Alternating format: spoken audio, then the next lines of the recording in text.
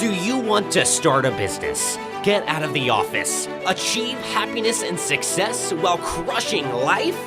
This is Boss to Boss, the place to be for that extra motivation to get up and follow your dreams while learning from the ones who have already done it. And now for your host, Miro Wieslow. Welcome to Boss to Boss. Today's guest is an international best-selling author, speaker, and entrepreneur. He has interviewed more than 100 of the world's leading athletes, entrepreneurs, and business leaders to unlock their secrets to success. He is the co-executive producer of multimillion-dollar film Think and Grow Rich: The Legacy, and author of the official book. His mission is to share the success habits of high performers to give people of all backgrounds the tools to take ownership of their financial, physical, and mental health. Please welcome James Whittaker, everybody. How are you doing today, sir? I'm good, my friend. How are you? I'm great. Besides living in the polar vortex, I guess, city of the world right now, as we all call it. Aggressive words, aren't they? When words like polar and vortex are getting thrown around, it's interesting times. We've always been the second city here in Chicago, so you know what? I mean, I guess we'll take it, right? For sure. So how's everything going? Originally from Australia, but now you moved your way out to the California, Los Angeles area, right? That's right, yeah. So I lived in Australia my whole life, and at about 27 or 28 years old, I moved over to Boston, where I did an MBA at an international business school that was actually a year in Boston and 3 months in Shanghai in China, which was a pretty amazing year, and really popped my head off and spun it around in so many different directions. And after that, I moved to LA in 2013 and have been here ever since. Yeah, I would think you're like, you've already done so many things, you know, and you can't be too much older than me, if not like, you know. So yeah, that's pretty awesome. But everybody following along, be sure to especially if you're just listening to the podcast, so you could check out, you know, actually put a face to the name. Be sure to check out James at James Witt. Pretty much that's like the main where you could go on facebook.com// James Witt, WHITT, or on Instagram, James Witt, WHITT, or jameswitt.com. And we actually got a free promotion for you guys as well. So stay tuned to the rest of the show to get a link to that one. So James, you got some big shoes to fill. You're clearly following, and you know you're working with Napoleon Hill's legacy here, you know, and I'm sure you've got asked this before. Maybe you have, maybe you haven't. How does it feel embarking on such a big name? You know, #1 best-selling, you know, for entrepreneurs, you know, and motivational type of books, you know, ever. How does it feel like being in those footsteps right now? Well, it's big shoes to fill, and being involved with Think and Grow Rich: The Legacy. I'm a producer of the film, but writing Think and Grow Rich: The Legacy, I would never try and write a substitute to Think and Grow Rich, because it's like rewriting the Bible. You could never do that. Like, it's the best-selling self-help book of all time. It's absolutely crushed it around the world and still continues to sell so well and change the lives of anyone and leaders and industries in just about every part of the world. So what I tried to do was just offer a modern companion, because people these days, they just don't identify as much with names like Andrew Carnegie and Henry Ford and Thomas Edison, but sharing the inspiring stories of all the people in the book and the film is something that I and the other producers in the project really believe in, and we're in very close partnership with the Napoleon Hill Foundation with all this as well. But my new book, it's really a collection of short stories, because I feel that first of all, people they enjoy reading short stories more than something like a textbook, and second of all, they'll actually remember it a lot more as well. So a lot of these stories, you'll find that they're more engaging and people will remember it, and it also provides a brief overview of each principle of Think and Grow Rich in a modern context. Yeah, and so you see all the principles kind of throughout the book, and then now they're actually being related to current individuals, people now, instead of 86, 90 years ago or whatever when it was when was it first written? 1937 it was first released. I'm close. Yeah. I'm close. You're close. Yeah, a bit of an interesting time then as well, with world wars Yeah. and Great Depressions and things. But you'll find that they are truly timeless principles. These 13 principles that Napoleon Hill coined as the achievement philosophy, which is everything that he learned from interviewing Andrew Carnegie and then everyone else who Carnegie introduced him to. So the real titans of industry back in the day. So I've tried to channel that formula with some pretty amazing people from today's leaders who younger generations today would identify with. So do you prefer being interviewed or doing the interviewing? Well, I've done so many interviews now both ways. It really doesn't bother me. I really enjoy it. But it's because on the one hand, I really like sharing all these lessons to help people unlock their own potential. Because a big thing for me, I feel like a lot of people are busy making money trying to convince people that they're not enough. And everything that I am doing is saying, hey, you are already enough. Let's just do a few tweaks and look at a few proven success strategies that can be applied by you and everyone to help you achieve all that it is that you desire. But when I'm interviewing these people as well, I'm just so fascinated for my own development as well. It's just a pretty surreal experience being sitting across from some of these people. I almost feel like being in my seat where I'm at right now, doing the actual interview, it's like I'm cheating. It's like I get to, not just that I get to share your story, like you got to share all the people's stories throughout the book and your other interviews outside of the book, but you also are learning at the same time. You are there firsthand, you're getting that info, not just portraying it out there, but you're getting it too.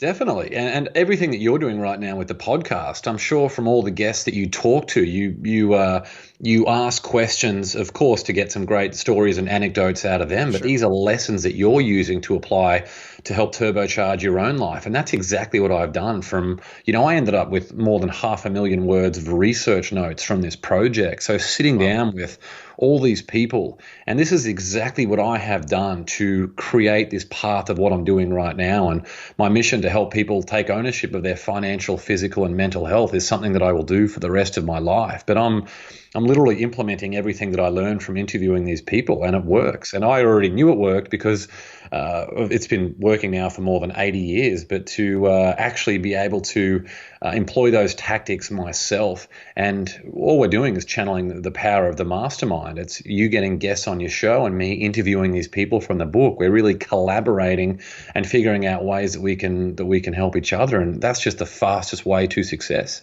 And before you figured that part out, though, there had to be a moment, when you were still working at 9 to 5, working for others, and you were determining, what else is out there? Could I get out there? Can I do something? Am I capable? When was that breaking point in your life? Oh, so many. And it was my, when I was 13 years old, I actually went for a job at McDonald's and I didn't get the job. And that's always, I say it more as a joke, but it sort of haunted me. I thought, wow, this is the kid who couldn't get a job at McDonald's. Let's see how much I can prove them wrong right now. But I had a whole heap of different jobs, but then in the corporate world that I always naturally gravitated to people who had their own business. They're just exciting and dynamic people who seem to have this bulletproof confidence. Oh, yeah. So I always knew that I wanted to do that. And I was looking at starting my own consulting company when I was 25 as well. And it had always been a dream of mine to go and study this Masters of Business over in America. And I thought that would be a great step. And it was while I was in the corporate world before that is when I realized that the people who are higher than you up the food chain, they are the ones who dictate what bonus you get, how much you're going to get paid, where you need to be, what you're going to wear to work, everything across the board. And it just never really gelled with me. I'm always someone who's been a bit of a black sheep and gone against the grain in so many different things. So I knew that I had to get out there to tread my own path. And it was through this process of when I was studying and meeting a lot of people in Boston, because it's only once you get out of the bubble that you realize how much of a bubble that you are in. And Australia is a great place, but if I'm living in the same place and hanging around the same people for 3 decades, it's just not, you can't expect huge amounts of growth. And then moving to Boston and seeing people who were my age and younger who already were working on their own business ideas and cool ideas and things, it was that process, and then the process of being involved in Think and Grow Rich, the legacy, Yeah. where I realized that first of all, I back myself to achieve the income and everything else that I want to create the lifestyle that I want to have for my wife and I. And we've got a baby on the way as well in a few months' time. Congratulations. Our first one. Thank you. We're very, very nervous for that, but it's be good fun. Yeah. But also I've heard it's some fun. For sure. And also that I just never wanted to work for anyone else ever again. Like it really is just, my brother, he's worked for the same company. He's 2 years older than me. He's worked for the same company for, I think, 13 or 14 years now, and that works perfectly for him. Exactly.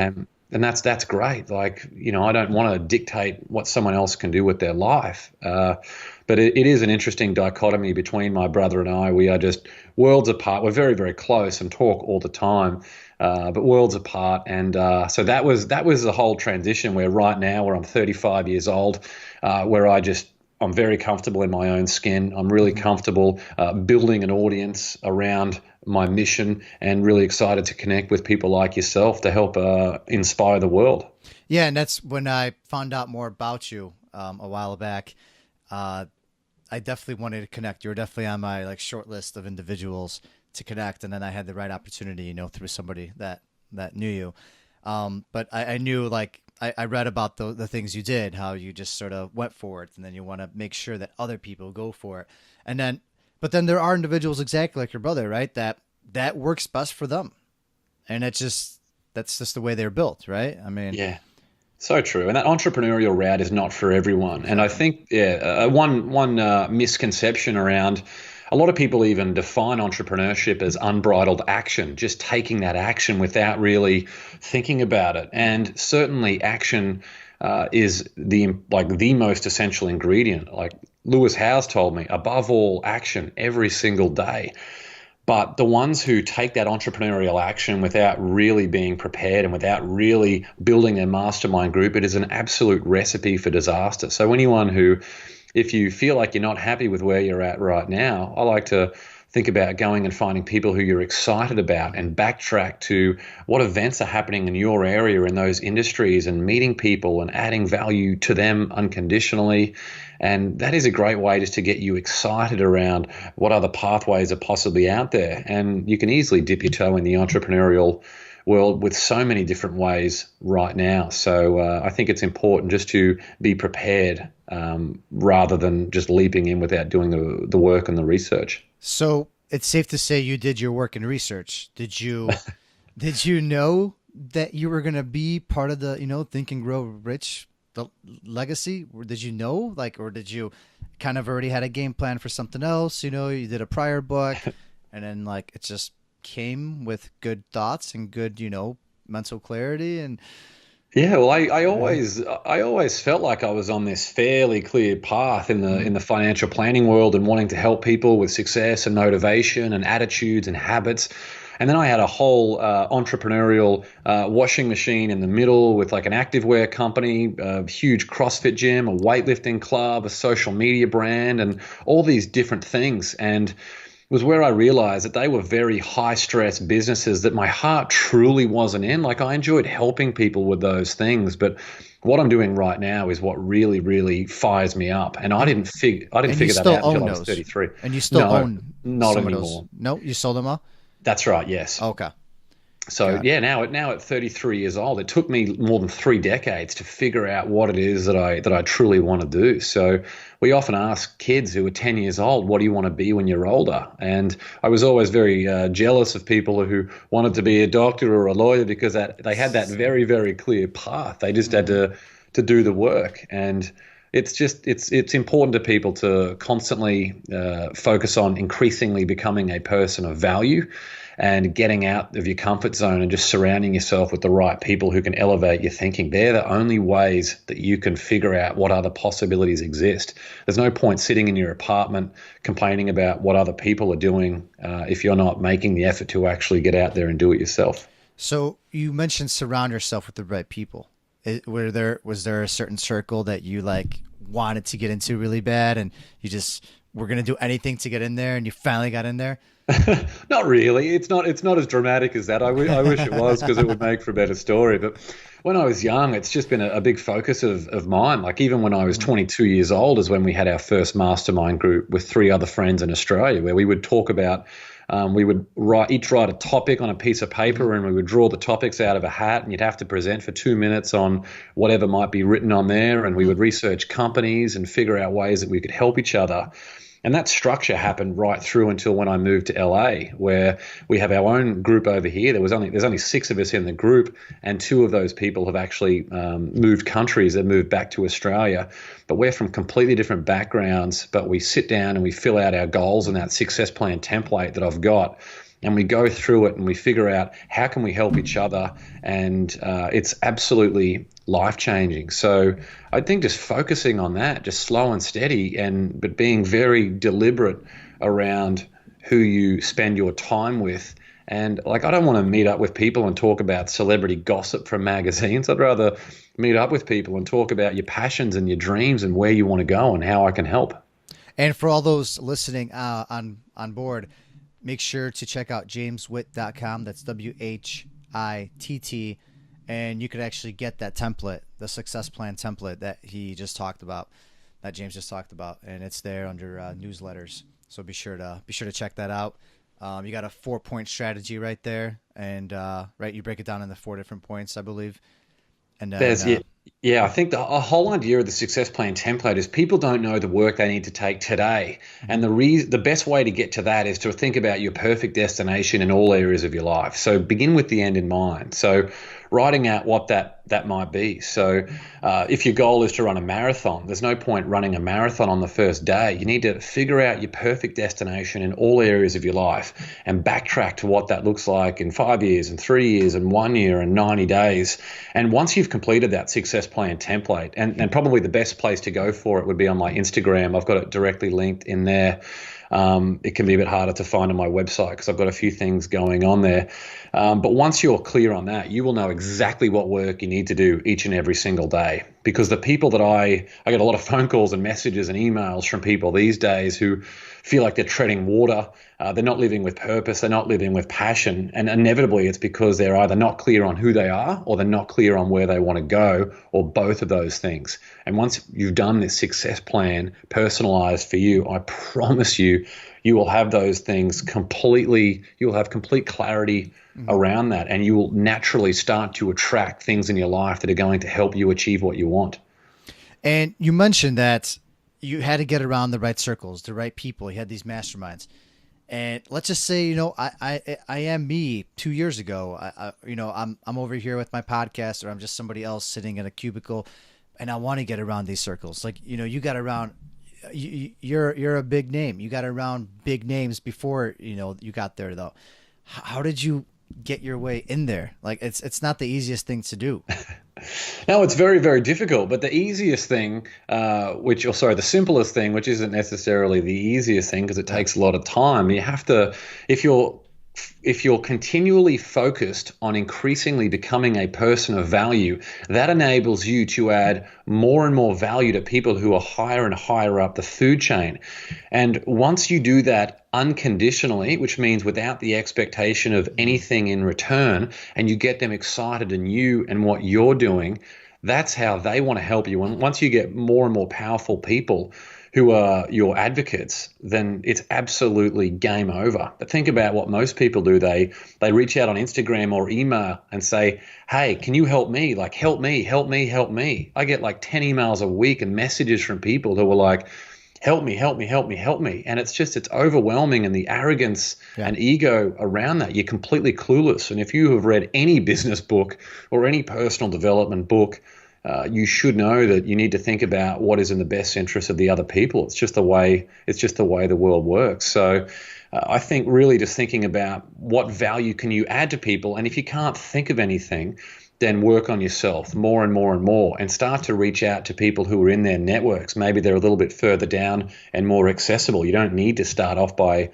going for the White House or going for the CEO of a major organization. And attending events and connecting with people. It's so much easier in the digital world, but it's also a lot more saturated. So you need to make sure you've got that perfectly refined message, making sure your brand is in order. I write at length a lot about this stuff. So like with the website that you said before with my newsletters, I've got a whole heap of different things where I talk about all this stuff as well. Yeah, you're definitely big into branding. I noticed all that. And let's just say, though, if I'm here, sitting 2 years ago in my cubicle where I was, I was miserable. I hated life. I feel that you probably have an amazing answer to this. What would you tell me if I should go out and become an entrepreneur? Because it sounds so sexy. It's like the thing to be nowadays. What would you tell me, though? I'd start with gratitude. The very first thing that I would do is I would say, all right, what in my life right now am I thankful for and what makes me the happiest? And then I would think about these different things that I pursue. Why do I pursue them? All the sports and the hobbies and the friends that I have and that I do. What is it about them that I really enjoy and what makes me happy? And then start to meet people in the industries that you're excited in and talk to them and talk about their stories. But also talk to people who are successful working for someone else, because you don't have to be an entrepreneur to be successful. And I would talk to those people about their lives and any questions that you have. And you'll naturally find that you'll fit into one of those two categories. But I also think the very best way to learn is to get out there and do something yourself. There are many ways. You could even set up a lemonade stand nowadays in your front yard if you want. Yeah, you can create a product and do drop shipping, whatever it might be. You can publish a book. Or you could give an ebook away for free. You could do coaching. You could do speaking. There are millions and millions, infinite possibilities of businesses that you can start to dip your toe in. But you need to be very, very clear around how it's set up, because if you don't set it up properly, then the business can end up running you rather than the other way around. And that was something that I found with these other businesses that I was involved in, where I was working 7 days a week, absolutely flat out. And I was happy to do it because that was that high growth period that I was in. But I'm also very conscious right now from when I got married. A year, when was that? I should know, about a year ago. Let me look that up. Yeah, for sure. It was April Fool's Day, so I should know. Really? That. Yeah, which is probably funny for our relationship because we like to joke around a lot. But I love that. Yeah, I don't think many people get married that time of year, like at all. No, right? it was hard for us to find a venue as well. So I would think that they're like jumping all over you, trying to give you deals left and right. No. Mate, it was an interesting time, but I realized that once I was married and had this, and especially now with this baby on the way, that it's really, really important then to me. Like the most important thing in my life, all of a sudden became that marriage, and it always will be. I need to make sure I protect that unit, and I have a very patient and understanding wife who knows that she might come home from work and I've started a business or I'm going away for 3 months or whatever it might be. I try to do that less and less now and communicate more and more. But it's very, very important to me, that environment that we have at home and for children as well, to create a great relationship for them.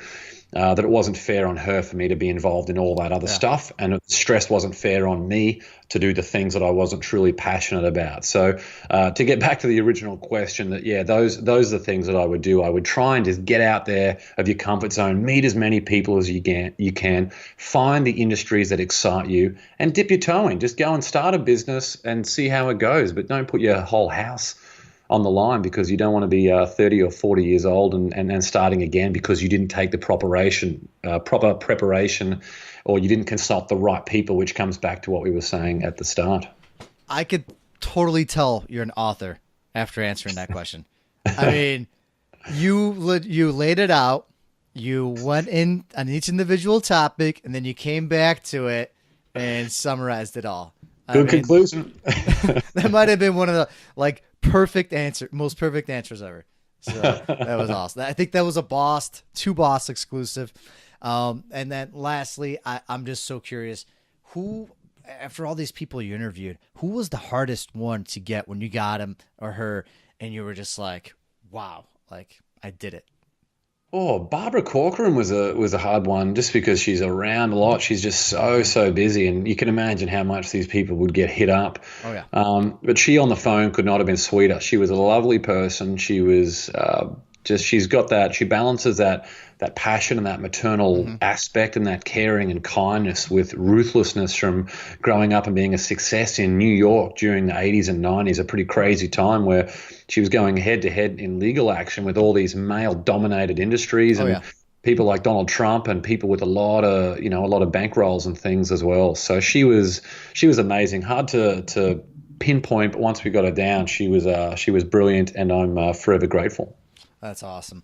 Well, now on to our listeners and hopefully your favorite segment of the show. Welcome to the round with no name, because they're all taken. All right, without further ado, you get exactly 5 seconds to initiate an answer. We don't want you to think this through too much. Just kind of go with the flow. And otherwise, my producer, he lurks in the background. So hopefully he doesn't come out, because they call him the leg breaker for a reason. And I don't want to have to deal with him if I go over the time. No worries. But all right, without further ado, who is or has been your greatest mentor? Oh, probably my parents. My father from the work ethic and really showing that you can tread your own path, and my mum from just the empathy, understanding, and caring for others. It was a really amazing 1-2 combination. But apart from that, I think people need to realize they can get mentors from the written word as well. So Jim Rohn and Napoleon Hill were two enormous influences and continue to be, even though I never met them. Yeah, exactly. I've noticed some people say that, not as many people explain it, but you definitely could have a mentor, even though they're not even alive anymore. And there's no reason. And the parents one, I mean, that's always a plus. You say your parents, you say your wife, husband, whatever, then that's just like dibs right there. You can't go wrong with that one. What is your favorite book? Can't be your own. Think and Grow Rich by Napoleon Hill. I have to say that one, but there are so many other amazing books that have been life-changing for me as well. Things like How to Win Friends and Influence People by Dale Carnegie, which was released a year before Think and Grow Rich, which is pretty amazing. Yeah, it is. Something in the water back then. Another great one is Influence, the Psychology of Persuasion by Dr. Robert Cialdini. Carol Dweck, Growth Mindset. Anything from her is amazing. There's so many fantastic books. I've never read a bad book yet. Favorite movie? Oh, favorite movie, probably Top Gun or Gladiator. Takes me back. Top Gun especially takes me back to my childhood. Is entrepreneurism a fad? No, I think it's the complete opposite. I think it's becoming increasingly mainstream. And if you are unable to figure out a plan to make money for yourself, then you are setting yourself up for a big fall in the next 10, 20 years. Wow. That's actually one of the first. That's a boss to boss exclusive, everybody. I don't think anyone's really answered a question that way. So I like that. How do you drink your coffee? I don't know if you know this, but Australians are obsessed with good coffee. We're the most relaxed people in the world, but we everywhere you go, drip coffee doesn't exist in Australia. It's all about $10,000 espresso machines. So I go out and I find an unbelievably well-crafted espresso coffee. I just have a flat white, which is the double shot of espresso with a little bit of steamed milk. But for a Christmas gift, I was given a Nespresso machine, which has changed my life because it means that I can get a good caffeine injection. I only have 1 or 2 a day, but it's amazing it feels a lot more on demand when I only have to walk 5 seconds to get it rather than drive 5 or 10 minutes. Is that seriously an Australian thing? Because I've interviewed probably 6-7 people now from Australia, and I think every single one of them was like so excited for that question. They're like, yes, I finally get to speak what I know about. It's an interesting case study to go and look, for those who are interested, to go and look up Starbucks when they went to Australia, because they thought, wow, Australia and America, they are so similar in so many, in 90% of ways. So they just opened up, I think it was like 200 stores or whatever it was. And then they realized that on every single block in Australia, there's probably 20 places, even like a small Vietnamese restaurant that you wouldn't think would have anything to do with coffee has probably got like a $5,000 coffee machine to make espresso coffee for $3. People don't need to pay $5 or $6 for a gingerbread latte, and Starbucks had to go and close almost all of their stores. So now when the only Starbucks that still exists in Australia are in high tourist areas, and the people who go to them are typically Americans who think, oh, I wonder where I can get a good coffee in Australia. Wow, I wonder if that has anything to do with the longevity, because with a lot of people that live in Australia, their longevity, their lifespan, I think it's like the 5th or 6th rated highest, and coffee's a big thing there, right? So I wonder. Yeah, and they're typically a lot smaller sizes as well. They're not like the big milkshake cups that you see at Dunkin' Donuts or anything like that. It's actual real coffee, like actual mostly coffee, not pouring cream, pouring sugar, right? Yeah, for sure. I think. If you're stranded on an island, what is one item that you want with you? Oh, good question. I don't know if she'd enjoy being called an item, but my wife would be amazing for the company, and she's also she's very handy, and she's a great cook as well. But what if it had to be a thing? Probably a big knife, I think. Nobody else is around in the world. That's it. That's it. It's just you. If I had a knife recommended by the SAS or the Navy SEALs, something that would help me make a raft to get me off that island, or at least to help me make some spears to go hunt some fish, then I think that'd be probably quite useful. I like that. Solid answer. If you had unlimited amounts of money right now, you could start up any business you want. Anything. Can't be your own. What would it be? Oh, another very good question. Probably something that would help connect people who are aspiring entrepreneurs or business people, so anyone in high school or universities, with people who have already achieved the success that they want, to create just a lot more incubators and a lot more real-world exposure, because I think the biggest misconception on the entire planet is that everyone is so focused on getting knowledge and getting education, and there is far less of a focus on what you actually do with the knowledge once you get it. So I think giving people real-world experience is absolutely critical. And last but not least, the most serious question of them all, how do you feel about socks and sandals? Socks and together in the one together to business meetings. Oh, no good. I think you probably got some deeper problems if you're rolling with that, or you've got about 8 zeros in your bank account with a different number on the front of it. So either one. I like to think I'm in between. And we're doing a little competition for the name of my fellow pink dog back here. Do you have a possible name you would like to give him?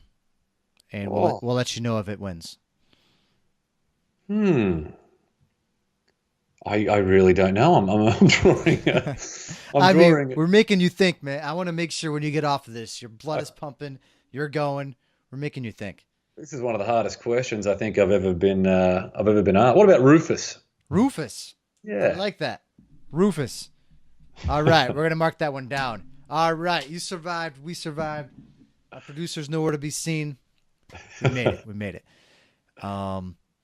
So yeah, everybody tuning in to this awesome interview with James Whittaker. Make sure to follow him. Check him out, jameswitt.com, WHITT, or just at jameswitt on Instagram, facebook.com/jameswitt. And now, since you survived the entire episode, we get your free gift. And what is that exactly? If you go to the link in my bio on Instagram, you go there, you can subscribe to my newsletter every 2 weeks. I send out all these success strategies and proven tips that you can use to take complete ownership of your life. Also, the success plan template is in there, and also a free bonus chapter from Think and Grow Rich: The Legacy, instant download. All those goodies are in there, ready to go.